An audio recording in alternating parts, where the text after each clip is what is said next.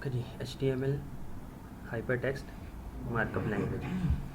तो आप लोगों ने लास्ट क्लास में HTML क्या होता है, अच्छा HTML केस सेंसिटिव है, HTML केस सेंसिटिव नहीं है। टैग्स पढ़ लिए थे आपने, एलिमेंट्स पढ़ लिया आपने, opening tag, closing tag, starting tag और एंडिंग टैग। कंटेंट क्या होता है और एलिमेंट क्या होता है, ये सब आप लोगों को पता लग चुका है। उसके बाद हमने एट्रीब्यूट्स के बारे में पढ़ा था, पढ़ लिया ना। एम्प्टी एलिमेंट्स क्या होते हैं इसका भी पता है, और इसका स्ट्रक्चर, टेक्स्ट एडिटर, HTML का बेसिक, और ये हमारे पास एट्रीब्यूट्स आ गए थे। एट्रीब्यूट में क्या होता है, नेम, इक्वल साइन और उसके बाद उसकी वैल्यू दी जाती है। Block level element G, block level elements और इनलाइन एलिमेंट्स डिफरेंस पता है? किसी को ना बताओ, एनीवन? ब्लॉक लेवल एलिमेंट्स और इनलाइन एलिमेंट्स जी। तो हम आ जाते हैं प्रोजेक्ट पे। एक न्यू प्रोजेक्ट क्रिएट करते हैं, न्यू फोल्डर, और प्रोजेक्ट का नेम रख देते हैं हम प्रोजेक्ट 2। इसे ओपन करें और राइट क्लिक करके इसे कर लें आप open with code. VS code सबके इंस्टॉल है?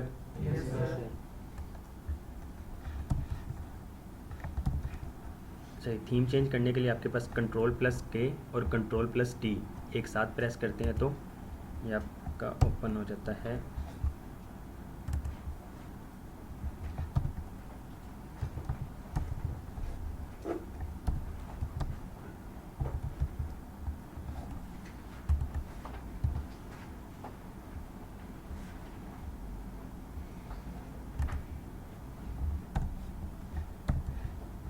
Ctrl+K और Ctrl+T, देन राइट सेलेक्ट कर लें। उसके बाद हमारे प्रोजेक्ट की मेन फाइल क्या होती है, index.html, और इंडेक्स भी जो है उसने आपने उसको लोअर केस में लिखना है, index.html। और स्ट्रक्चर बनाने के लिए HTML5 लिखें तो इसका कंप्लीट स्ट्रक्चर आ जाता है आपके पास। डॉक टाइप HTML ये क्या बताता है कि डॉक्यूमेंट की टाइप HTML5 है। HTML एलिमेंट जिसमें आपके सारे एलिमेंट्स रैप होंगे। HTML के अंदर आपका हेड, और हेड में आपका टाइटल, ठीक है, और बॉडी जो होगा वो आपका नज़र आएगा आपके ब्राउज़र में। इसमें H1 लिखें, हेडिंग 1, सेव करें और लाइव चलाने के लिए गो लाइव। तो ये आपके पास हेडिंग 1। अच्छा जी, मैं यहाँ पर मज़ीद, अच्छा मैं ना यहाँ पे क्या करता हूँ, आपको बस स्टाइलिंग के ज़रिए बता देता हूँ। स्टाइल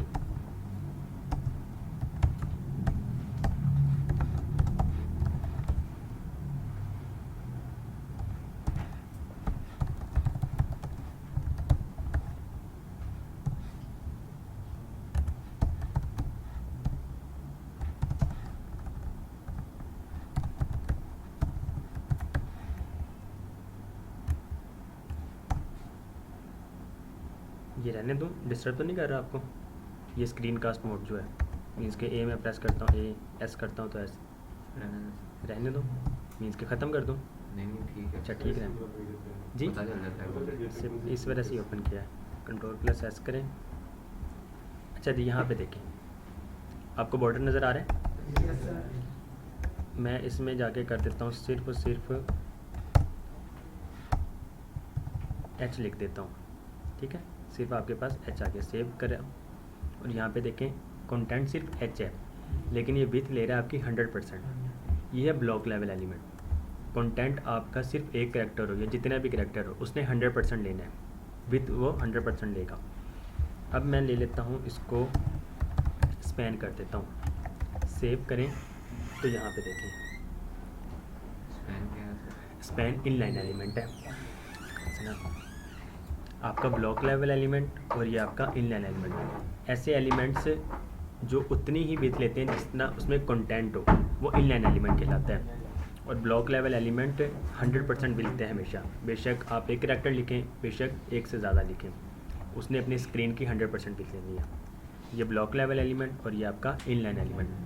ब्लॉक लेवल एलिमेंट के अंदर आप इनलाइन एलिमेंट यूज़ कर सकते हैं।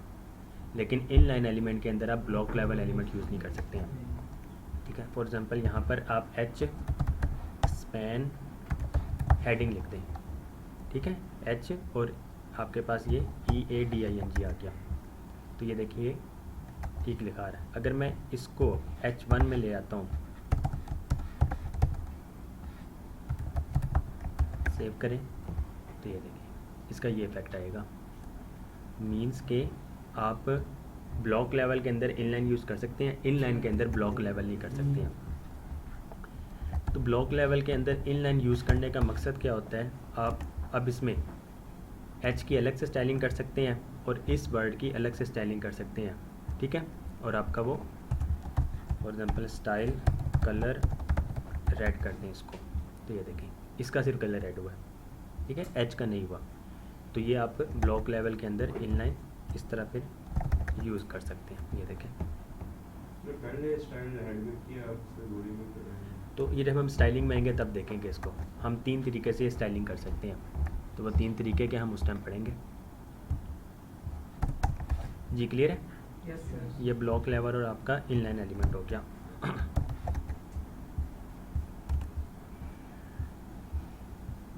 उसके बाद semantic elements.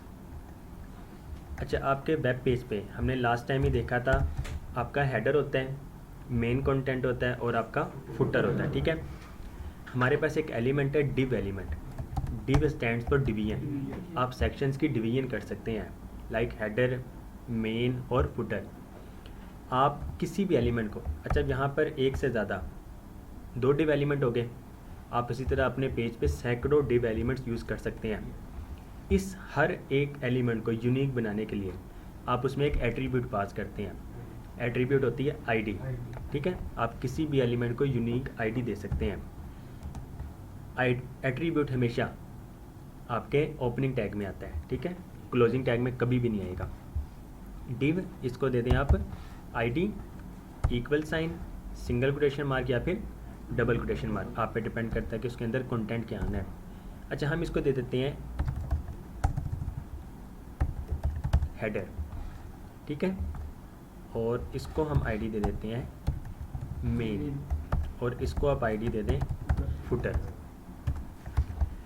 Div ID header, आपका जितना कंटेंट है हेडर का, नैव बार वगैरह, वो सारा का सारा आपका इसके अंदर आएगा, ठीक है।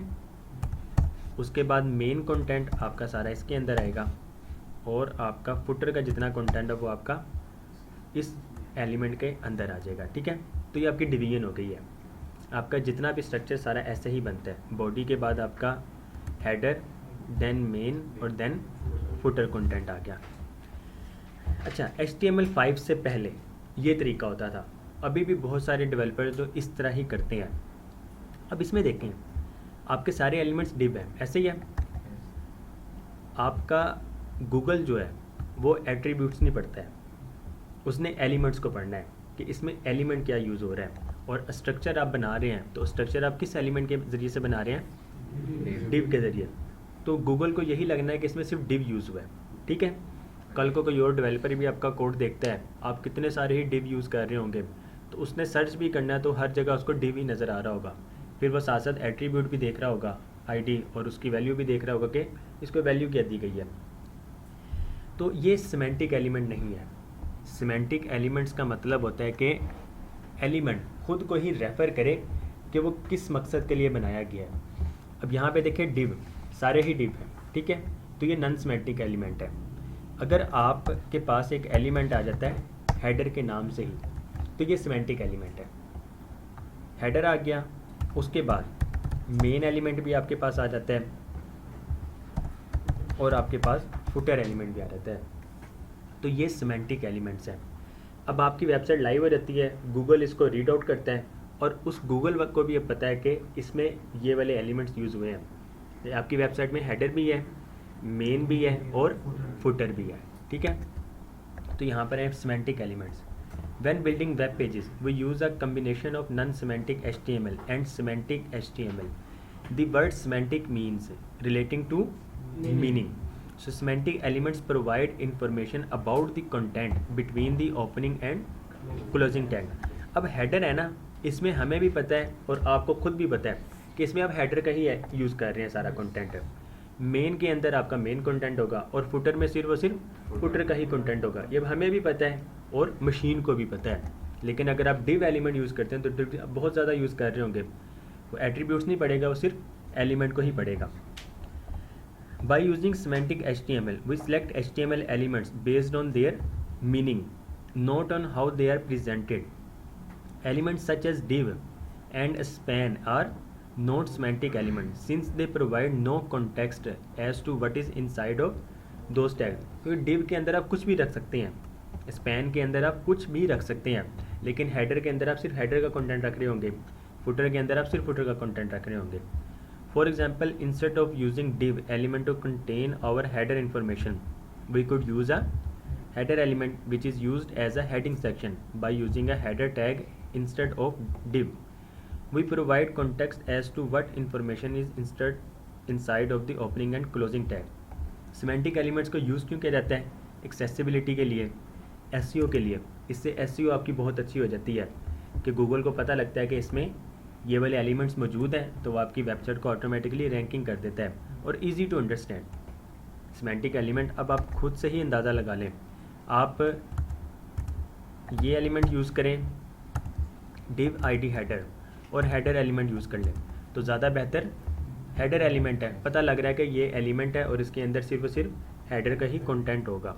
मेन के अंदर भी उस तरह ही मेन का कंटेंट होगा और फुटर के अंदर आपका फुटर का कंटेंट होगा। बस बजाय इसके कि डिवीजन करें और उसको आप आईडी पास करें इस तरह। To better understand this you can think of comparing non semantic HTML to going into a store with no signs on the aisles. Means के आप किसी मार्ट में चले जाते हैं और वहाँ पे कोई इशारे नहीं है कि किस रो में या किस डिपार्टमेंट में कौन सी चीज़ें मौजूद हैं। तो है ना, फॉर एग्जाम्पल मेट्रो चले गए, आप लोग किसी और अल्फते में चले गए, किसी भी मार्ट में चले गए, वहाँ पे साइन बोर्ड्स ही नहीं है, तो क्या आपको पता लगेगा कि कौन सी चीज़ कहाँ पे मौजूद है? नहीं ना। उसी तरह ये भी ऐसे ही है कि अगर आप नॉन सेमेंटिक HTML यूज़ करते हैं तो इसका भी ऐसे है कि आप विदाउट एनी साइन बोर्ड आप अपनी वेबसाइट बना रहे हैं। Since the aisles are not labelled you don't know what products are in those aisles. However, stores that do have signs for each SL make it a lot easier to find the items you need, just like semantic HTML. Many websites contain HTML code like div id header, div id equal to nav, div id equal to main, and div id equal to footer to indicate header, navigation, main content and footer. तो आपके पास एक और element आ रहता है जो कि अक्सर header और फुटर में ही ज़्यादा यूज़ हो रहा है नेविगेशंस के लिए, एक पेज से दूसरे पेज पर नेविगेट होने के लिए। अभी जो इंडेक्स HTML है ये आपका पेज कहलाता है होम पेज, ठीक है, जो यूज़र को या किसी भी विजिटर को सबसे पहले आपका ये वाला पेज नज़र आता है। उसके बाद आपके वेब पेज में मज़ीद पेजेस आ जाते हैं about.html, ठीक है। आप अपने इसी प्रोजेक्ट में मेन आपकी फाइल index.html, उसके बाद about.html और उसी तरह आपके पास contact.html। आपकी वेबसाइट में कुछ प्रोडक्ट्स हैं तो आपके products.html। तो इस तरह आप मल्टीपल पेजेस बनाते हैं, तो इसे मल्टीपल पेजेस वेबसाइट कहा जाता है। लास्ट टाइम जो आप लोगों ने असाइनमेंट बनाई थी या आप लोगों ने वो किया था वो सिंगल पेज थी, ठीक है, सिर्फ एक पेज थे ना, index.html। अब जो हमने बना दी है मल्टी पेजेस हैं, ठीक है, सारी एक ही फोल्डर। आपके ये प्रोजेक्ट फोल्डर जो है ना ये आपकी एक वेबसाइट है, ठीक है, तो एक वेबसाइट के अंदर ही मल्टीपल पेजेस हैं, तो आप लोगों ने उस प्रोजेक्ट के अंदर ही उस पेजेस को क्रिएट करना है। स्टाइलिंग के लिए एक ही फाइल होगी, वो डिफरेंट हम कर सकते हैं, डिफरेंट कर सकते हैं। जो सर हमने फोल्डर में index.html बनाया था उसके अंदर ये सारा डाटा जा रहा है, उसी के अंदर यहाँ पे देखें, ये सर फाइल भी उसी के अंदर, पेज भी उसी के अंदर बन रहे हैं। ये देखें ना आपका हमने खुद ही आ जाएंगे वहाँ पे VS कोड की मदद से आ जाते हैं ना। प्रोजेक्ट 2 हमने बनाया था अभी, आप प्रोजेक्ट 2 पर आएँ तो यहाँ पे देखें index.html, अबाउट बन गया, कॉन्टैक्ट और ये प्रोडक्ट्स। आपके प्रोजेक्ट फोल्डर के अंदर मेन फाइल जो वो index.html ही है। अगर इंडेक्स फाइल नहीं होगी तो आपकी वेबसाइट नहीं चलेगी, ये याद रखिएगा हमेशा। सर मेरे पास इंडेक्स ही आता है, .html नहीं आ रहा। वो आपके विंडोज़ 10 है जी, तो विंडोज़ 10 में भी ना यहाँ पर व्यू का टैब आ रहा होगा, ये देखें यहाँ पे, ये विंडोज़ 11 तो इसमें इस तरह आ रहा है। अदरवाइज़ आपके यहाँ पे व्यू का एक टैब आ रहा होगा, व्यू टैब में जाएंगे ना तो यहाँ पर जाके शो, और शो में आपके पास फाइल नेम एक्सटेंशंस एक चेक बॉक्स होगा, वो कर लीजिएगा। तो इस पर एक वीडियो भी बनाई थी, मैं वो भी सेंड कर दूंगा, वो देख लीजिएगा, ठीक है। तो अक्सर का इशू आता है क्योंकि वो रीनेम करना चाहते हैं फाइल को, तो वो रीनेम नहीं होती है, वो .txt ही रहती है, ठीक है। तो ये कर लीजिएगा। ओके जी। तो in HTML5 there are some new semantic elements that can be used to define different parts of a web page. आपके पास header, main, footer, nav, section बनाना तो सेक्शन, समरी, टाइम, अगर आपकी वेबसाइट में टाइम यूज़ हो रहा है तो आप ये एलिमेंट्स यूज़ कर सकते हैं। बाकी नेविगेशन लिंक्स बनाने के लिए, अब फॉर एग्जांपल हेडर के अंदर आपने देखा होगा, हेडर होता है हर वेबसाइट में जहाँ पर नैव बार जिसको कहा जाता है, आप वहाँ से ही एक पेज से दूसरे पेज पे नेविगेट होते हैं। फॉर एग्जांपल होम है, अबाउट है, आपको दिखा भी देता हूँ। लेट्स सपोज आप सीरत की वेबसाइट पे आ जाएं और यहाँ पे ये देखें, ये आपका हेडर है, ठीक है, ये आपका हेडर है। यहाँ से स्टार्ट हो रहा है मेन एलिमेंट, ये कैरोसेल जो लगा हुआ है, यहाँ से लेकर आपका मेन जो है यहाँ तक, ये आपका मेन है। उसके बाद ये जो ये आपका फुटर आ जाता है, ठीक है। अब फुटर में भी देखें, यहाँ पे ये लिंक्स लगे हुए हैं, ठीक है। तो ये बेसिकली नैव एलिमेंट, और ये आपका हेडर है, तो ये भी आपका नैव एलिमेंट। ये नेविगेशन लिंक्स हैं, आप एक पेज से दूसरे पेज पर नेविगेट हो सकते हैं। फॉर एग्जांपल होम है, अबाउट, अबाउट में मज़ीद सीरत के बारे में जानना, आपने फाउंडर के बारे में जानना है या सीरत की टीम के बारे में जानना है, तो आप इस पर क्लिक करेंगे तो उस पेज पर पहुंच जाएंगे और वहां से आपका सारा डाटा आ जाएगा। इस पर क्लिक करें तो ये आपको टॉप पर ले जाता है। तो ये जो लिंक्स हैं, अब हेडर के अंदर है ये, ठीक है। तो आपने क्या करना है, हेडर के अंदर नैव एलिमेंट, और नैव एलिमेंट के अंदर एक पेज से दूसरे पेज पर नेविगेट होने के लिए हमने H1 देखा लार्जेस्ट हेडिंग और H6 देखा हमने स्मॉलेस्ट हेडिंग। पैराग्राफ के लिए P एलिमेंट, ठीक हो गया। बोल्ड करने के लिए B, इटैलिक के लिए I और अंडरलाइन के लिए U देख लिया। इनलाइन एलिमेंट हमने देख लिया था स्पैन, और डिवीजन के लिए हमारे पास डिव एलिमेंट। उसी तरह एक पेज से दूसरे पेज पर नेविगेट होने के लिए हमारे पास एंकर टैग आता है, ठीक है, एंकर टैग। और एंकर टैग आपका स्टार्ट होता है ए से। सर स्पैन से क्या होता है? इनलाइन एलिमेंट है, इसे होता क्या है? उसमें आप डिवीजन कर सकते हैं चीज़ों की ना। जिस तरह आपने यहाँ पे देखा था हेडिंग में, आपने सिर्फ H को अगर कलर देना है तो आप H को स्पैन के अंदर लिख रहेंगे ताकि वो स्टाइलिंग कर सकें। ओके जी, हेडर, नैव और एंकर टैग। अब एंकर टैग में आपके पास एक एट्रीब्यूट आएगा href, ठीक है। href कहा जाता है हाइपर लिंक रेफरेंस। आपने अब इसको रेफरेंस बताना है, और रेफरेंस में आप यहाँ पर उस फाइल का नेम बताएंगे, उसका पाथ देंगे। अब हमारे पास यहाँ पर है होम, ठीक है। आप एक और नैव एलिमेंट लें और यहाँ पर आपके पास आ जाता है अबाउट। अच्छा, इसकी कॉपी बनाने के लिए ना Alt+Shift एरो डाउन करेंगे, जितना आपने सेलेक्ट किया है जोन सी लाइन पर है वो नीचे कॉपी बन जाएगी। तो ये देखें, तो ये इसकी नीचे कॉपी बन गई। कॉन्टैक्ट, और यहाँ से आप नैव को नीचे मज़ीद करेंगे तो ये आपका प्रोडक्ट्स आ गया, ठीक है। अब एलिमेंट एक ही है, आप एंकर टैग की मदद से ही एक पेज से दूसरे पेज पर नेविगेट हो सकते हैं। तो हम इसको कैसे बताएंगे कि आप इस पेज पर जाओ। यहाँ पर लिखने को तो आप कुछ भी लिख सकते हैं, ये जो आपके पास नज़र आ रहा है यहाँ पे तो आप कुछ भी लिख सकते हैं। यहाँ पर फॉर एग्जांपल हम कह देते हैं बिलाल, ठीक है। यहाँ पर हम कह देते हैं अहमद, यहाँ पर हम कह देते हैं काशिफ। लिखने को यहाँ पे कुछ भी लिख सकते हैं। सेव करें तो अपने आप वेब पेज पे रहें तो ये देखें आपको इस तरह नज़र आ रहा है, ठीक है। अब लिखने को आप यहाँ पे कुछ भी लिख दें, यहाँ पर आप दोबारा से इसको होम कर दें, सेव करें तो यहाँ पे होम आ जाएगा। जो ये आप यहाँ पे लिखेंगे वो आपको नज़र आएगा, लेकिन इस पर क्लिक करने से किस पेज पर जाए वो आपने यहाँ पर बताना है। href में, href में क्या आएगा, होम है तो आपकी होम जो है वो फाइल कौन सी है, index.html। तो आप यहाँ पर index.html लिखेंगे, ठीक है।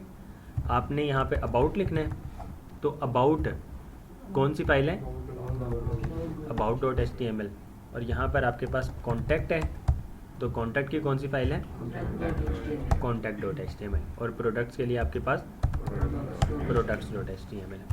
इसको सेव करें तो यहाँ पे देखें होम, अबाउट, कॉन्टैक्ट और प्रोडक्ट्स है। अभी यहाँ पे देखें आपको क्या नज़र आ रहा है, index.html। अबाउट में हम कुछ लिख भी लेते हैं, html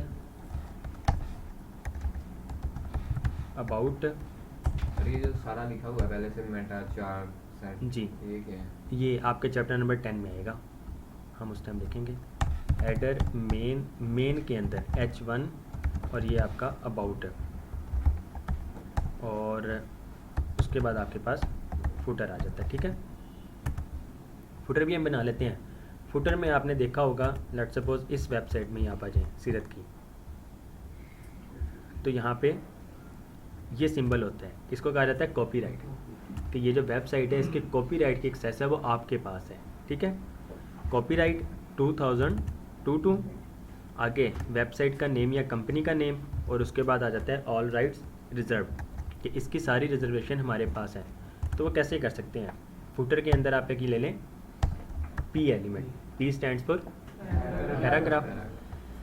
अब कॉपीराइट है, सिंबल ऐड करने के लिए हम क्या यूज़ करते हैं, एंड, कॉपी और सेमीकोलन, ठीक है। तो इससे क्या होगा, कॉपीराइट का ये देखें आपको बता रहा है कि ये वाला करैक्टर आपको नज़र आएगा, ठीक है। कॉपीराइट हो गया 2022, ऑल राइट्स रिजर्व्ड, और हेडर में आपके पास, आप यहाँ से इसको कॉपी कर लें, क्योंकि नैव बार आपका हमेशा एक बार ही बनता है, वो फिर कॉपी पेस्ट ही होता है। सेव करें, ऑलराइट जी। अब आप आ जाए यहाँ पर, अभी हम होम पर हैं।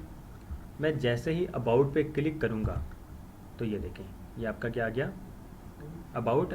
मैं होम पे क्लिक करूँगा तो ये आपका होम आ जाएगा। हम होम में भी कुछ लिख देते हैं, आपके पास मेन एलिमेंट, और मेन में आपके पास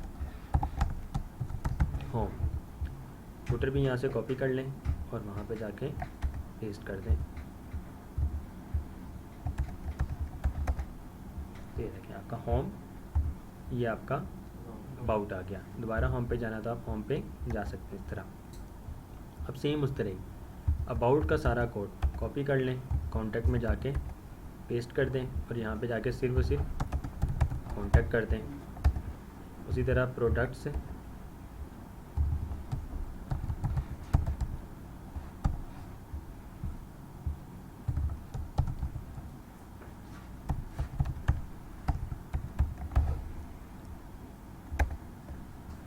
जी, होम, अबाउट, कॉन्टैक्ट, और ये आपके प्रोडक्ट्स हैं। तो आप इस तरह एक पेज से दूसरे पेज पर नेविगेट हो सकते हैं। अच्छा, अभी ये जितने भी पेजेस हैं ये आपके अपने ही वेबसाइट के हैं। अक्सर वेबसाइट में आपने देखा होगा, आप किसी एक लिंक पे क्लिक करते हैं और आप किसी और कंपनी की वेबसाइट पे चले जाते हैं, ऐसे ही है। Yes.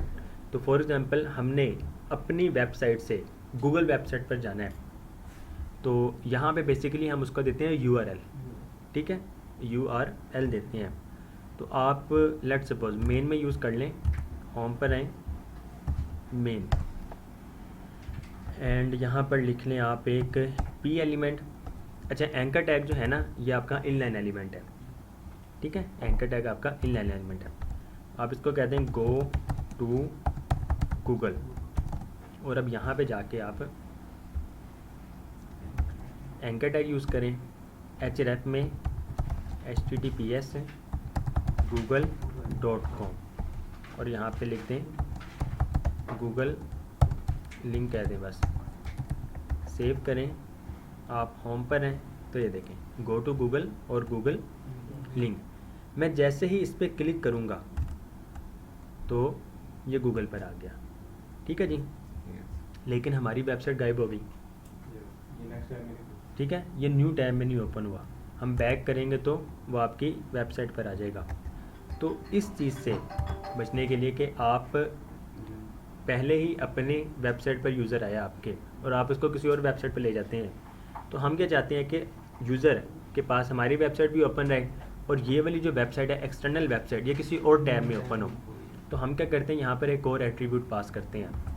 एट्रीब्यूट क्या है, टारगेट इक्वल टू और उसके अंदर आप लिखेंगे अंडरस्कोर ब्लैंक। क्या लिखेंगे? अंडरस्कोर ब्लैंक, ये आपके पास आ रहा है। Target equal to underscore blank. Save करें तो अब देखें, मैं जैसे ही इस पर क्लिक करता हूँ तो ये एक न्यू टैब में ओपन हुआ, ठीक है, और हमारी वेबसाइट भी यहाँ पर मौजूद है। जी क्लियर है? आप इसी तरह किसी भी वेबसाइट का दे सकते हैं। लेट्स सपोज आप Sira.com कर दें तो ये क्या होगा, अब देखें हमने पीछे सिर्फ URL चेंज किया है लेकिन उसका टेक्स्ट नहीं चेंज किया। यहाँ पे आपको गूगल लिंक ही नज़र आ रहा है, ठीक है, लेकिन जब मैं क्लिक करता हूँ तो तब वो आपको Sira.com पर लेके जाता है। तो बेसिकली वेबसाइट पर कहाँ पे लेके जाना है वो आप यहाँ पे बताएंगे, यूज़र को क्या दिखाना है वो आप इसको कंटेंट में दिखाएंगे। सर यूआरएल का क्या मतलब है? ये यूनिफॉर्म रिसोर्स लोकेटर। सर ये सारी वेबसाइट का सर URL मतलब इस तरह HTTPS या सीरत या इस तरह ही होगा सबका? जी इस तरह ही होता है। मतलब .com या .com आगे डोमेन, .pk आता है। वो डोमेन है ना, आप वो डोमेन चेंज होगी। फॉर एग्जांपल यहाँ पर कोई .pk वाली वेबसाइट है, कोई दराज.pk, ओके दराज.pk है, तो इसको कॉपी करें। हमने ना यहाँ से इसको कॉपी कर लेना है और अब आप यहाँ पर इसको जाके पेस्ट करें तो ये उसका जो भी URL होगा वो आ जाएगा और आप अपनी वेबसाइट से जाके आप इस पर क्लिक करेंगे तो वो दराज.pk ओपन होगा। सर ये न्यू टैब पे जाने वाला दोबारा बताना। न्यू टैब में जाने के लिए आप सिर्फ और सिर्फ पहले हमने क्या किया, href में उसका पाथ दिया, URL दिया और हमने एक और एट्रीब्यूट लिखा टारगेट और उसमें हमने वैल्यू पास कर दी अंडरस्कोर ब्लैंक। इससे क्या होगा, वो न्यू टैब में ओपन होगा हमेशा। जी बिलाल भी क्लियर है? आपको नींद आ रही मेरे ख्याल आज, थके हुए हैं? सर ये डाटा फॉरवर्ड हर दफ़ा करना पड़ता है? मतलब भी अभी हमने ये हेडर बनाया है तो उसको भी फॉर्मेट करना पड़ेगा, फुटर को भी फॉर्मेट करना पड़ेगा। और 8 शिफ्ट ऐप करते हैं वो तो सिंपल, बस हमारी आदत बनी हुई है कि ये हर लाइन पे ज़्यादा करना नहीं नहीं पड़ता नहीं है। नहीं वो दरअसल ये ऑल्ट शिफ्ट टैब की मदद से ना पूरा फॉर्मेट डॉक्यूमेंट फॉर्मेट होता है। हमारी बस आदत बनी हुई है। मेरे पास नहीं हो रहा। क्यों? राइट क्लिक करें तो यहाँ से भी आ इससे जाता है। करके देखा, उससे भी देखा, वो नहीं हो रहा। आपका पहले ही फॉर्मेट होगा। नहीं, उसने भी और नहीं, क्या पहले किया? से फॉर्मेट लिखा। अच्छा नहीं होना तो चाहिए, VS कोड कर रहे हैं फिर तो होना चाहिए। सर ये टारगेट वैसे किसके लिए यूज होता है? इसी के लिए होता है। और अगर ब्लैंक की जगह कोई और लिखें इसमें फिर? ब्लैंक की जगह आपके पास 4 प्रॉपर्टीज़ आती हैं, एक ब्लैंक है, एक पेरेंट है, एक सेल्फ है और एक टॉप है। ये डिपेंड करता है वेबसाइट्स पे। तो आपका ब्लैंक से न्यू टैब में ओपन होगा, सेल्फ से होता है कि इसी में हो जाए, ठीक है, इसी। तो अगर आप सेल्फ ना भी यूज़ करें फिर भी तो वो इसमें- सेल्फ में ही रहता है, ठीक है, बाय डिफ़ॉल्ट ये इसका बिहेवियर है। पेरेंट और टॉप में क्या डिफरेंस है ये भी आपको पता नहीं लगना क्योंकि हमारी वेबसाइट का स्ट्रक्चर वैसा नहीं बना है। सही। ये डिपेंड करता है किसी और वेबसाइट पे आप एक वेबसाइट के अंदर मज़ीद यूज़ कर रहे हैं तो। ओके जी, हमारे पास टारगेट ब्लैंक। जी क्लियर है इतना? ओके जी, उसके बाद हमारे पास लिस्ट ऑफ टैग्स में आ जाए। चैप्टर 1 आपका कंप्लीट हो चुका है, अब आपका chapter number 2।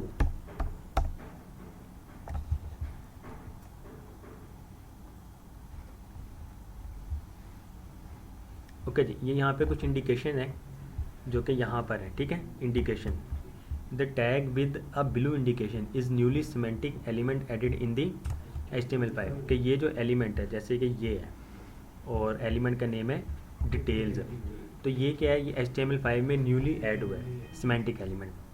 The tag with the pink indication is a self closing tag. हमने कल पढ़ा था ना लास्ट क्लास में कि एम्प्टी एलिमेंट्स होते हैं और सेल्फ क्लोजिंग टैग, तो एम्प्टी एलिमेंट्स ही हो गए ना।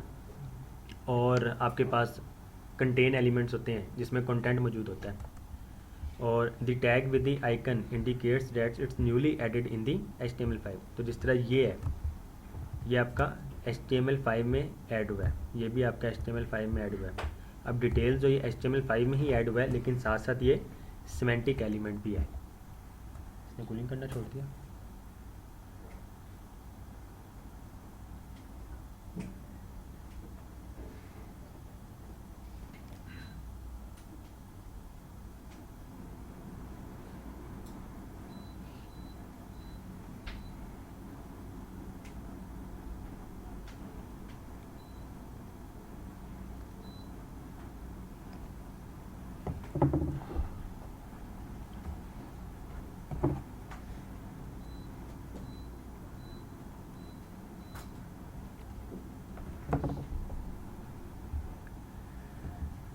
ऑलराइट जी, अब आ जाए यहाँ पर। आप होम पे थे, हम होम पे आपके पास एलिमेंट का नेम है ABBR, एब्रीवेशन। लेट सपोज आप लोग एक P एलिमेंट लें and we are learning HTML5। ठीक हो गया। HTML5 हम कह रहे हैं। HTML stands for hypertext markup language.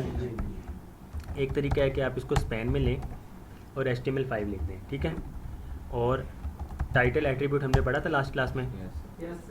HTML stands for hyper text markup language, ठीक है। इसको 5 कर दें, सेव करें। आप अपने वेब पे आएँ तो यहाँ पे देखें वी आर लर्निंग HTML5।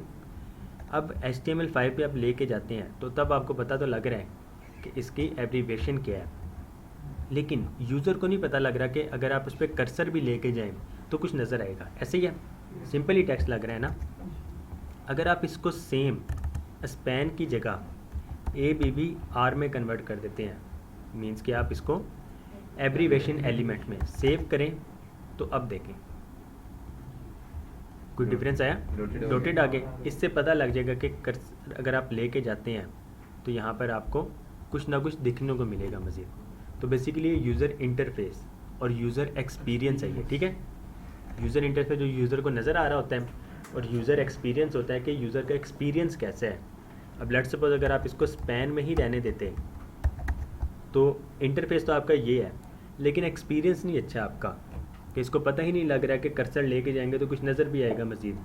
लेकिन अगर यही आप एब्रीवेशन एलिमेंट में आ जाएं तो तब पता लग जाना है कि इस पर आप कर्सर लेकर आएंगे तो कुछ आपको नज़र आएगा, ठीक है। ये डॉटेड के अलावा भी कोई आप इसकी स्टाइलिंग कर सकते हैं, वो CSS की मदद से होगा। We are learning HTML5 eight, इसको कह दें ABBR में, और यहाँ पे लिख दें SSDP। सेव करें तो SSDP, लेकिन इसमें कुछ भी नहीं आएगा क्योंकि हमने यहाँ पर टाइटल बिल्कुल ब्लैंक छोड़ा हुआ है। तो आप यहाँ पे कह सकते हैं सीरत स्किल्स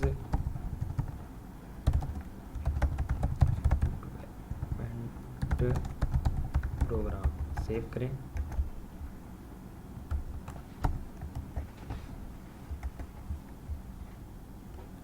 ठीक है जी। तो ये बेसिकली आपका एब्रीवेशन एलिमेंट। उसके बाद आपके पास एड्रेस एलिमेंट। अगर आपने अपनी इंफॉर्मेशन प्रोवाइड करनी है या कंपनी की इंफॉर्मेशन प्रोवाइड करनी है तो आप एड्रेस एलिमेंट, कॉन्टैक्ट इंफॉर्मेशन, तो फिर आप क्या करेंगे, सिंपल एड्रेस एलिमेंट लें और उस एड्रेस एलिमेंट में लेट्स सपोज यहाँ का एड्रेस है 645D ground peoples colony number 1 Faisalabad Punjab Pakistan 38000। 38000 क्या है? पोस्टल कोड होता है, फैसलाबाद का पोस्टल कोड है। तो ये देखें, ये अब एड्रेस आपको इस तरह दिखाई देगा, ठीक है। अच्छा, बेसिकली आप एड्रेस किसी भी तरीके से दिखा सकते हैं। टैली में आ रहा है। ये इटैलिक में तो आ रहा है, आप इसकी भी स्टाइलिंग चेंज कर सकते हैं, ठीक है। लेकिन गूगल को इससे पता लगेगा कि आपकी वेबसाइट में एड्रेस है। लेट्स सपोज कल को आपकी वेबसाइट है, जो भी नेम होगा आपकी वेबसाइट का, कोई गूगल में जाके सर्च करता है कि इस कंपनी का या फिर सीरत का address, what is the address of सीरा, तो अक्सर आपने देखा होगा वहाँ पे ड्रॉप डाउन्स आ रहे होते हैं, ऐसे ही है। लेट्स सपोज क्वेश्चन लिखा होता है नीचे, क्वेश्चन और उसके नीचे आपका वो आंसर होता है, तो गूगल ऑटोमेटिकली वहाँ से एड्रेस उठा के दिखा देगा। सही। तो ये एसईओ होती है इसकी, इस तरह जब आप प्रॉपर एलिमेंट्स यूज़ करेंगे तो उससे वो प्रॉपर आपको वेबसाइट का फ़ायदा होगा गूगल से। तो इस वजह से आप प्रॉपर एलिमेंट्स यूज़ करें, वरना आप ABBR की जगह, जैसा कि हमने देखा, आप स्पैन यूज़ कर सकते हैं। आप स्पैन की वो स्टाइलिंग कर सकते हैं, जो नीचे डॉट्स आ रहे हैं ना, आप वो भी कर सकते हैं, लेकिन स्पैन एलिमेंट एक नॉन सेमेंटिक है और उसका वो मकसद नहीं है। और एड्रेस एलिमेंट आप वैसे भी यूज़ कर सकते हैं, मीन्स कि उसके बगैर, लेकिन इसका जो मकसद है आप उसको तो पूरा करें, तो इसलिए ये एलिमेंट्स यूज़ करने चाहिए। बी एलिमेंट टेक्स्ट बोल्ड करता है। उसके बाद कोटेशन, अगर आप कोटेशन यूज़ करना चाह रहे हैं, लेट्स सपोज ब्लॉक कोड, अगर आप किसी की कोड यूज़ करना चाह रहे हैं तो block code, let's suppose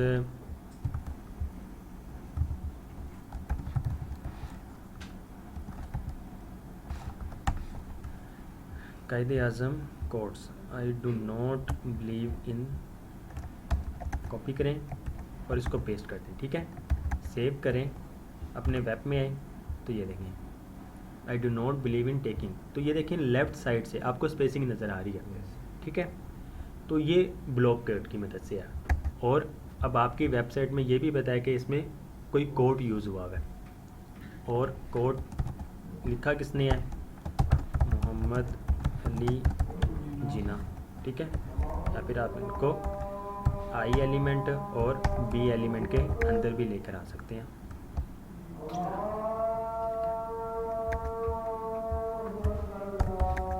sir हमें ये डिफरेंस कैसे पता चलेगा कि किसको हमने पैराग्राफ में लिखना है फिर उसके अंदर एट्रीब्यूट लगाना है, या किसको डायरेक्टली लिख देना है? वो आपको वक्त के साथ साथ पता लग जाना है। अब जो इनलाइन एलिमेंट्स है ना, वो आप पी एलिमेंट के अंदर यूज़ कर लेंगे।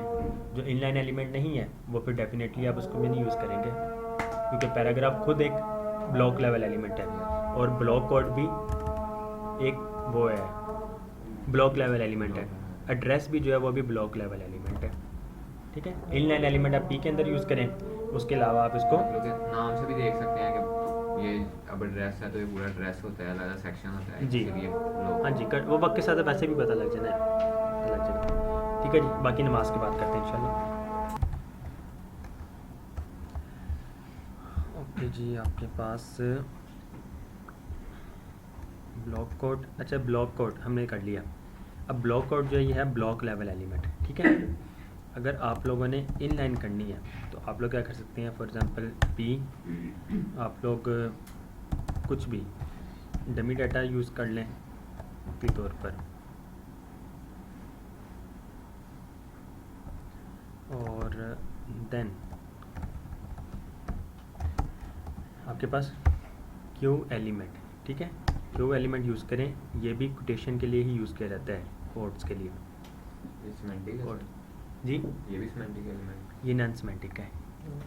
क्यू एलिमेंट है लेकिन ये यूज़ इसके लिए होता है, इसका और कोई पर्पज़ नहीं है, ठीक है। किसके लिए? कोटेशन के लिए। कोड्स के लिए ही यूज़ होता है, ठीक है। ब्लॉक कोड ये ब्लॉक लेवल एलिमेंट है, क्यू सिंपल ये इनलाइन एलिमेंट है। अब यहाँ पे आप कुछ भी कह सकते हैं, प्रैक्टिस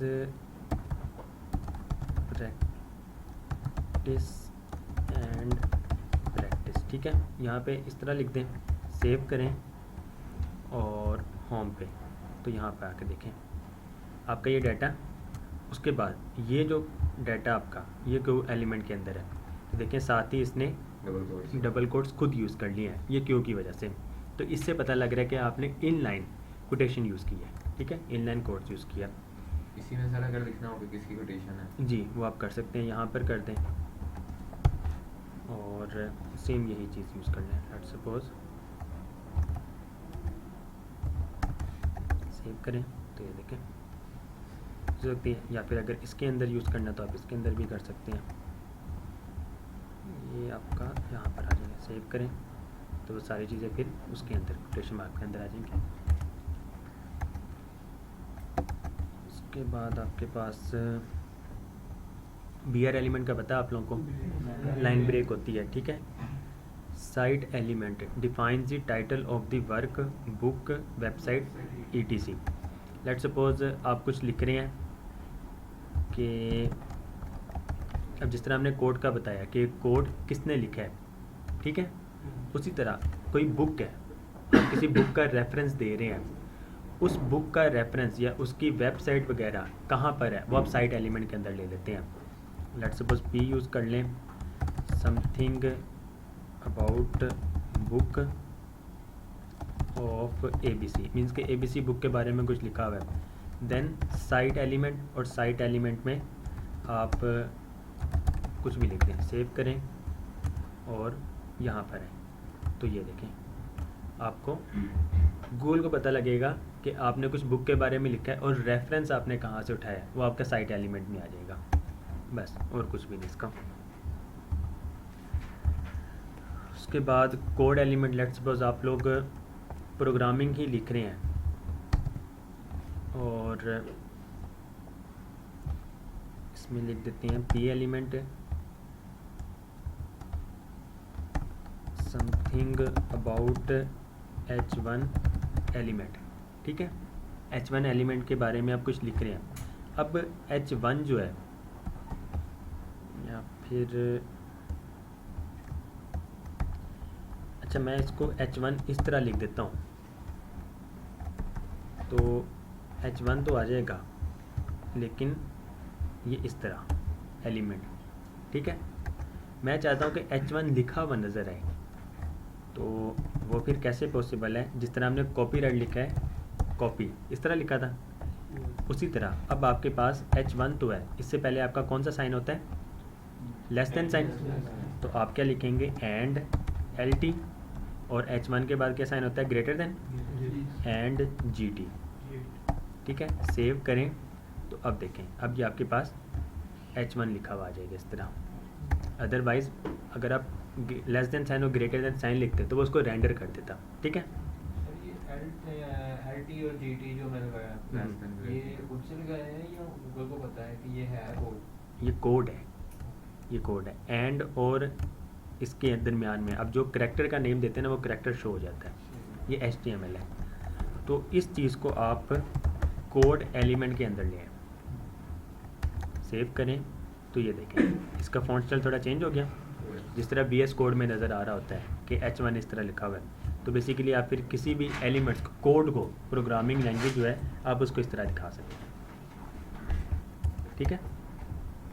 सर ये साइट का भी बताना दोबारा। साइट बेसिकली अब यहाँ पर या तो बुक का टाइटल आप लोग कोई भी ऐड कर रहे हैं, या ऑथर का नेम लिख रहे हैं, या फिर बुक का रेफरेंस कि आपने इस बुक के बारे में जो पढ़ा है वो किस वेबसाइट से पढ़ा है, आप अपनी वेबसाइट में बताना चाहते या हैं, किसी भी चीज़ का लिंक देना, लिंक वगैरह देना हो अबाउट बुक्स, तो वो फिर आप साइट एलिमेंट के अंदर लेट्स सपोज यहाँ पे कह दें ऑथर नेम कह दें J.K. रॉलिंग्स। J.K. रॉलिंग्स ने एक नावल लिखा है, कौन सा?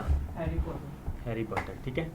तो वो फिर लेट्स सपोज आप नावल हैरी पॉटर के बारे में कुछ लिख रहे हैं, कुछ बता रहे हैं, अब उसके बारे में उसका ऑथर नेम क्या है वो आप साइट एलिमेंट में बता देंगे, ठीक है। सेव करें तो आपके पास फिर वो इस तरह ये देखें, ये भी इटैलिक में आ जाएगा।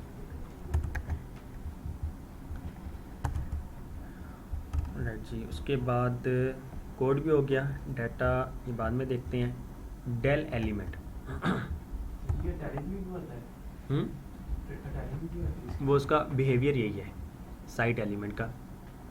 जिस तरह हमने देखा था एड्रेस एलिमेंट, हमने ऊपर एड्रेस भी तो लिखा है, ये एड्रेस भी टैलिक में है, तो ये इसका अपना बिहेवियर है।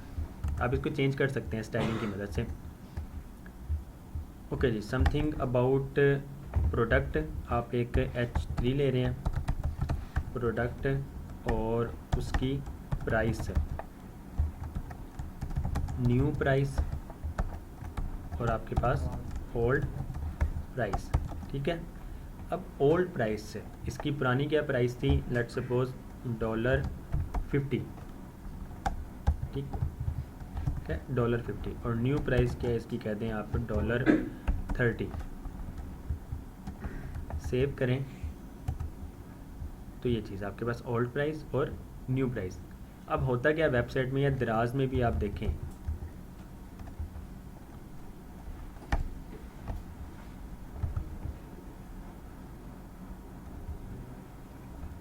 जब डिस्काउंट्स वगैरह लगते हैं तो प्राइस पुरानी कट हो जाती है और न्यू ऐड हो जाती है, डिस्प्ले हो रही है। तीसरा ये नीचे देखें, लाइन लगी है। ये कट हो रही है और न्यू प्राइस आपकी यहाँ पे शो हो रही है। तो आप न्यू प्राइस बेशक ऊपर ले जाएं, ठीक है, सेव करें। अब इस प्राइस को कट करना है हमने, तो वो कैसे करेंगे, आपके पास डेल एलिमेंट है, सेव करें और यहाँ पर आएँ तो ये देखें, ये आपकी प्राइस कट हुई भी है। बाकी इसका कलर चेंज करना है और फ़ॉन्ट साइज़ छोटा करना है, बड़ा करना है, वो सारा स्टाइलिंग की मदद से हो जाता है। ये चीज़ होगी। और डेल के साथ ही आपके पास एक और एलिमेंट आ जाता है इंसर्ट का, INS, सेव करें तो ये देखें, इसके नीचे अंडरलाइन आ गई। इससे पता लग रहा है कि न्यू प्राइस इंसर्ट हो चुकी है और पुरानी प्राइस जो है वो डेल हो चुकी है। तो ये इसका पेयर है। चेंज कैसे की है? ऊपर नीचे वो ऑल्ट से, सिर्फ ऑल्ट प्रेस करें, इसको एरो डाउन करें तो नीचे आ जाएगी, अप करेंगे तो ये ऊपर को जाएगी। ये भी इसको में अगर शिफ्ट के साथ करते तो फिर कॉपी बनती, ऑल्ट करेंगे तो उसी लाइन को लेके जाएगा, शिफ्ट करेंगे तो कॉपी बनेगी। उसके बाद DFN डिफ़ाइन करना, EM जोर देना। अच्छा, जिस तरह हम आई यूज़ कर रहे हैं, हमने EM पढ़ा था, शायद पढ़ा है, किसी भी कंटेंट को जोर देना, तो वो फिर आप EM में यूज़ करते हैं। H1 to H6 HR क्या करता है, लेट सपोज प्रोडक्ट के दरमियान में हम लाइन लगाना चाहते हैं, HR से हॉरिजॉन्टल लाइन लगती है, ठीक है। सेव करें, अपनी वेब में है तो ये देखें आपका हॉरिजॉन्टल लाइन नजर आ रही है। टैग नहीं है? नहीं, ये एम्प्टी एलिमेंट है और ये सेल्फ क्लोजिंग टैग है। आप इसको सेल्फ क्लोज कर सकते हैं इस तरह, ठीक है, और ये करना भी चाहिए। अभी आप ना भी करें तो काम करेगा, लेकिन जब आप रिएक्ट में पहुंचेंगे तो उस टाइम आपने एलिमेंट्स को क्लोज करना लाजमी होता है, अदरवाइज़ आपका काम नहीं होता। उसके बाद आई इंसर्ट हो गया। लेट सपोज आपकी वेबसाइट कीबोर्ड बेस्ड है, मींस के कीबोर्ड्स पे जिस तरह शॉर्टकट कीज़ होती हैं, कीबोर्ड की शॉर्टकट कीज़ की डेफ की,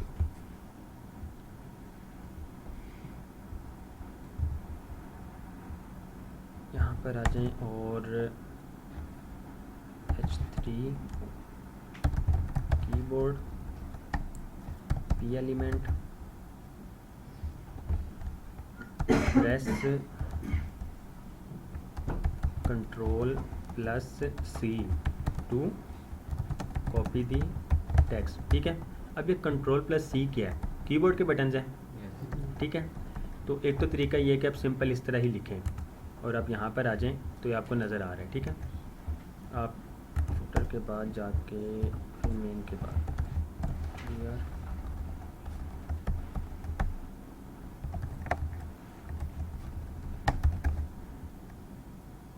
जी, तो ये press Ctrl+C to copy the text, ये सिंपल लिखा हुआ है।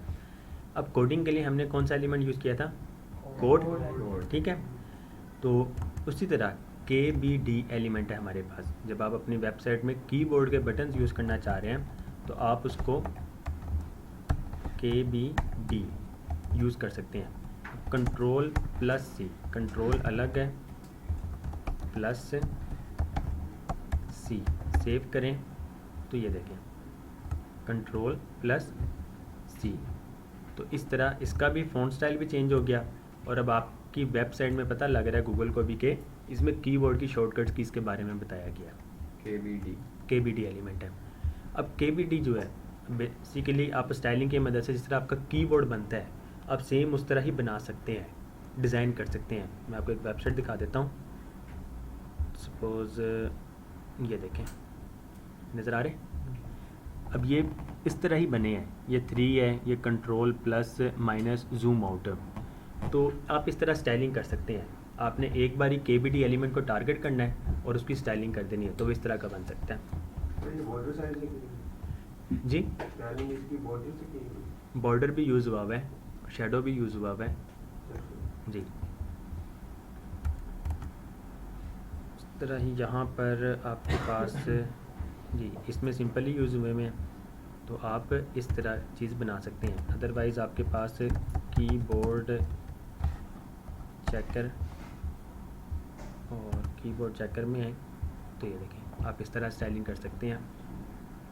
बटन्स यूज़ हुए हैं, आप सिर्फ और सिर्फ उस पर स्टाइलिंग अप्लाई कर सकते हैं किसी भी बटन पे। मार्क एलिमेंट, किसी भी टेक्स्ट को मार्क करना हो, लेट सपोज इस कॉपी टू टेक्स्ट को मार्क करना चाहते हैं, तो मार्क सेव करें। तो जिस तरह आप हाइलाइटर से अपनी बुक में मार्क करते हैं, तो आप इस तरह भी इसमें मार्क कर सकते हैं। इस तरह PDF वगैरह में नहीं होता, आप मार्क कर सकते हैं। इसका कलर चेंज कर सकते हैं। कलर चेंज हो सकता है स्टाइलिंग की मदद से। उसके बाद P एलिमेंट, अच्छा प्री एलिमेंट P एलिमेंट में क्या होता है, लेट्स सपोज P एलिमेंट लिखें, my name is Mohammad Mair Ahmed, ठीक है। सर वो इंडेक्स टैग लग गया। किधर लग गया? मैंने तो मैंने P एलिमेंट के अंदर इस तरह लिखा।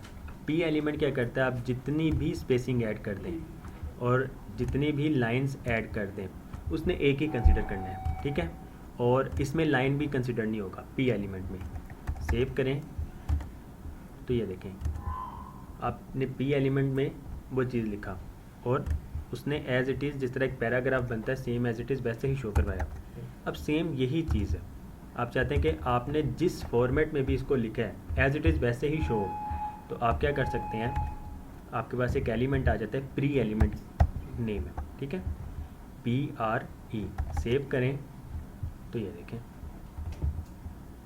तो ये डिफरेंस है P एलिमेंट और प्री एलिमेंट में। प्री एलिमेंट में आप जितनी स्पेसिंग ऐड करते हैं, जितनी लाइंस ऐड करते हैं, वो उसको एज इट इज़ वैसे ही शो कर देता है। ये PHP में भी इस्तेमाल करती है। पता नहीं PHP का, दरअसल PHP मुझे आती भी नहीं है, अब क्या मैं बताऊँ।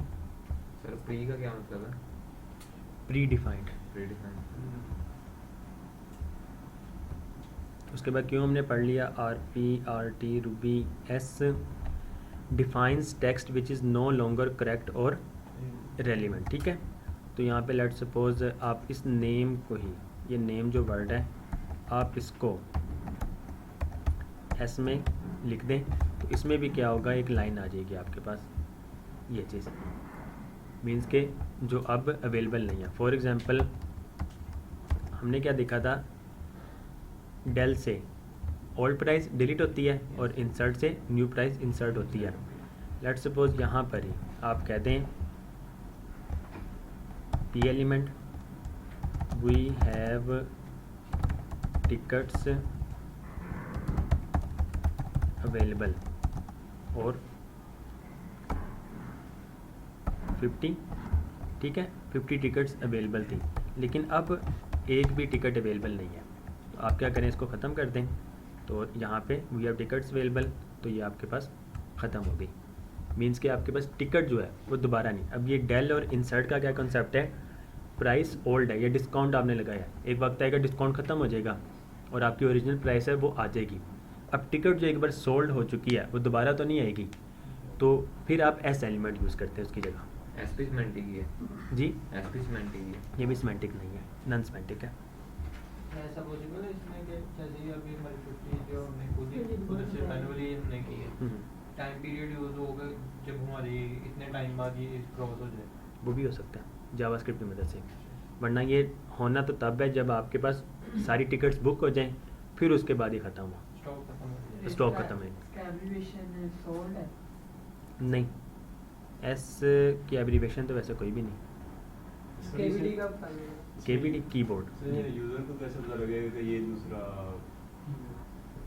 क्या कहते हैं एस वाला यूज हुआ है यूजर हमने यूज़र को बताना भी नहीं है, वो लाइन लग गई अभी खत्म हो गई। हमने यूज़र को तो नहीं ना बताना, हमने गूगल को बताना है। आप ये स्ट्रोक जो है ना, ये लाइन थ्रू, इसको कहता है ओवर लाइन थ्रू कहा जाता है, लाइन थ्रू, ठीक है। अभी CSS की मदद से भी कर सकते हैं। लेट्स सपोज मैं आपको दिखा देता हूँ, ये टिकट्स है ना वर्ड, आप इस टिकट्स को स्पैन एलिमेंट में लेकर आए, स्टाइल टेक्स्ट डेकोरेशन,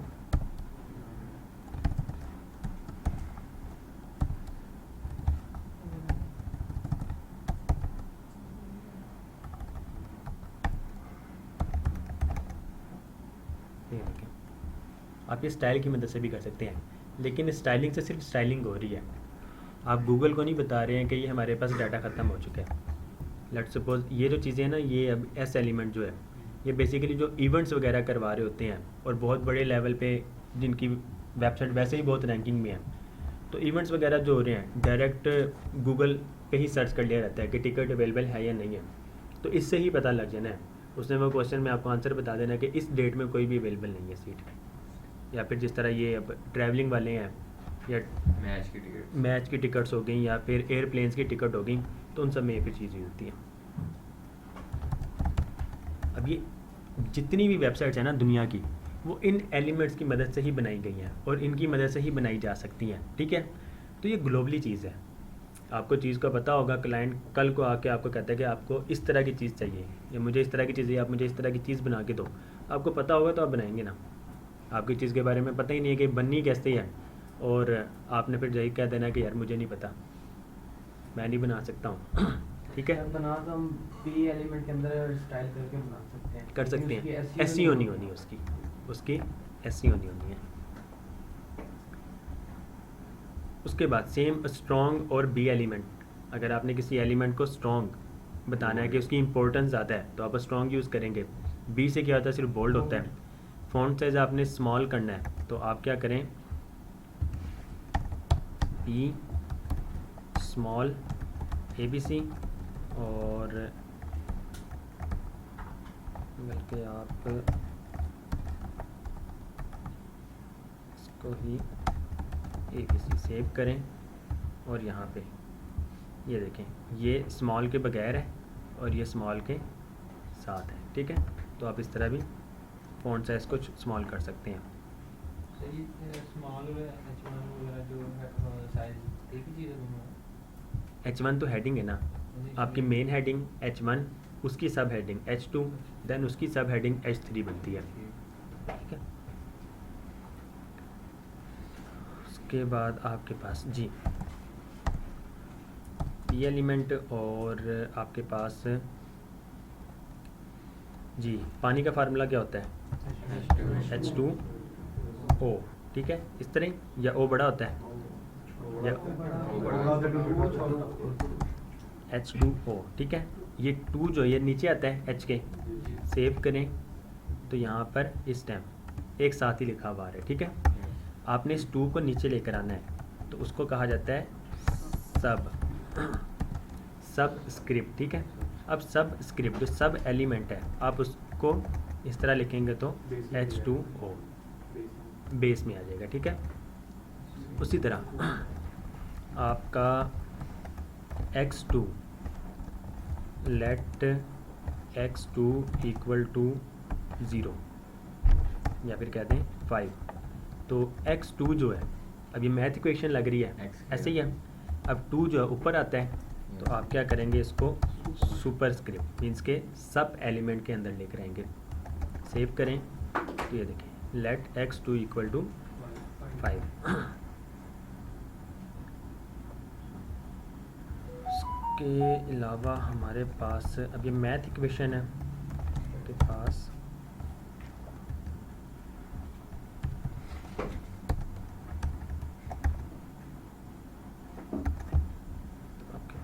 एक एलिमेंट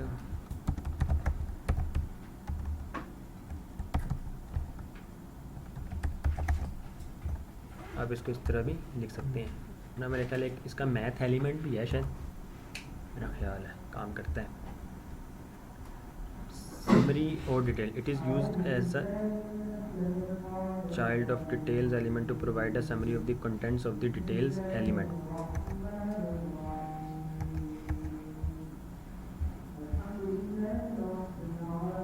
मेन के अंदर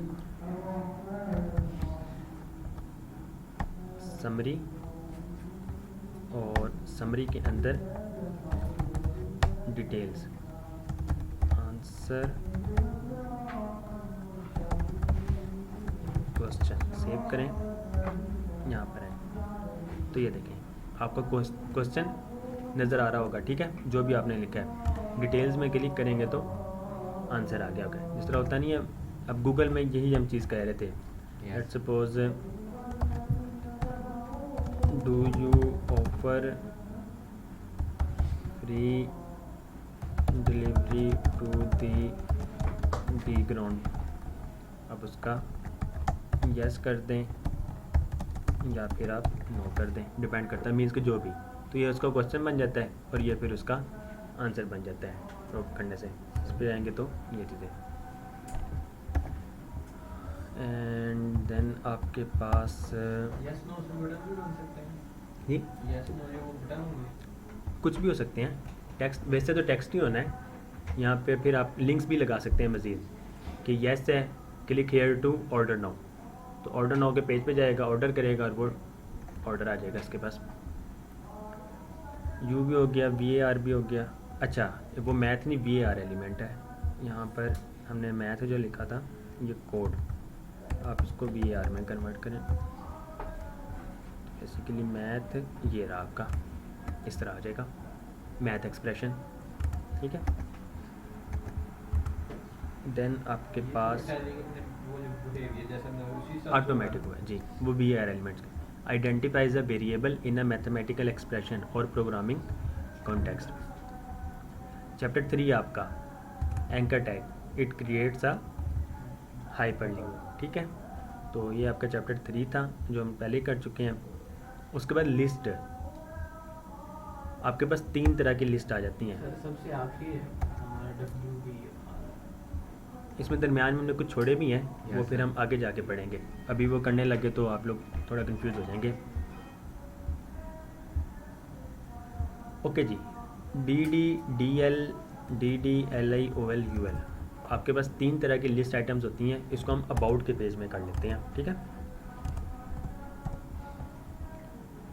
अबाउट लिस्ट्स कहते हैं. सबसे पहले आपके पास अनऑर्डर्ड लिस्ट. अनऑर्डर्ड लिस्ट को आप रिप्रेजेंट करेंगे UL से. UL stands for unordered list. और उसके अंदर आपके पास लिस्ट आइटम आती हैं, ठीक है. आप कोई भी लिस्ट यूज़ करें, अनऑर्डर करें या फिर ऑर्डर करें, उसमें लिस्ट आइटम LI से ही बनेगी. आप इसको कहते हैं 1 या फिर यहाँ पे इसको H5 में लेकर आएँ और फ्रूट नेम्स और LI में एप्पल, मैंगो,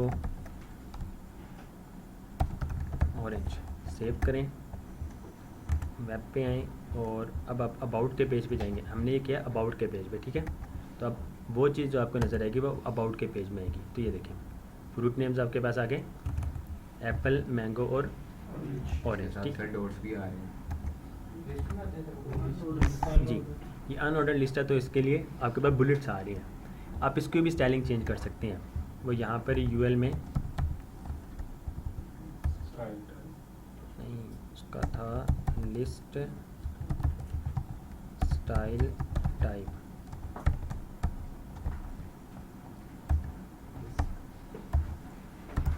डिस करें HTML में टाइप होता है. सिर्फ टाइप है.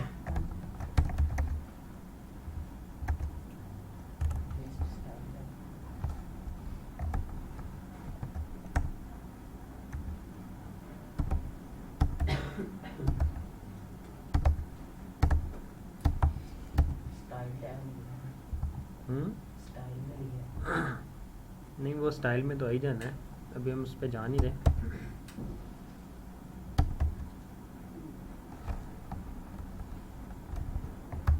डुअल लिस्ट स्टाइल टाइप, अच्छा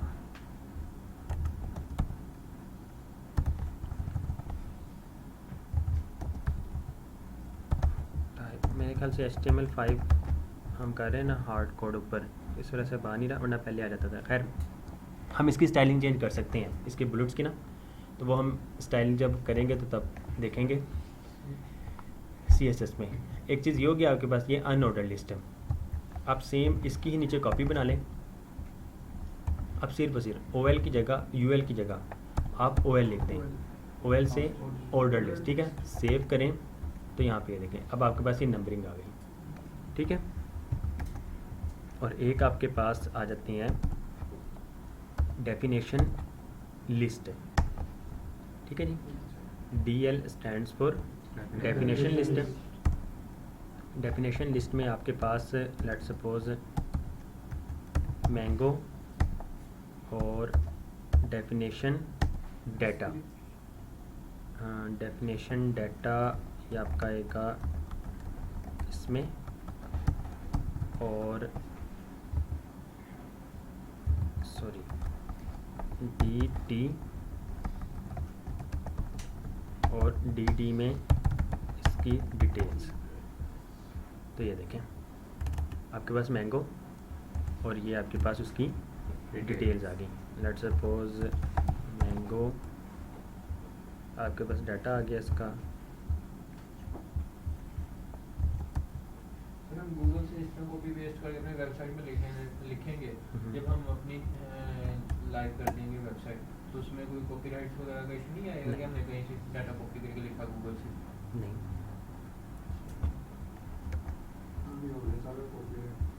वो वैसी पब्लिक है क्या चीज़? गूगल। सेव करें तो ये आपके पास मैंगो, और उस तरह ही आप इसको मज़ीद नीचे कॉपी बना लें। एप्पल DT का क्या मतलब है? Data term, data term, definition term, definition term, ये definition data, definition list, definition data और डेफिनेशन टर्म आपके पास आ जाता है। लिस्ट, टर्म और ये उसका डाटा।